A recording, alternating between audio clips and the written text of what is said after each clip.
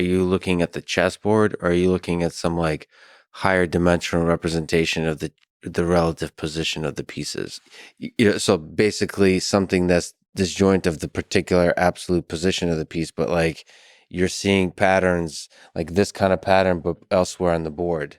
Like, Yeah, I are you think thinking in patterns or in like absolute positions of the pieces? both. I think that at the higher levels, you're always thinking about like you're thinking about the patterns on one side of the board specifically, but then also what happens is you play more and more. If you're a very strong player, you will be able to remember, say, pawn structures where the pawns are on certain squares from games that you've played like 15, 20 years ago, even potentially.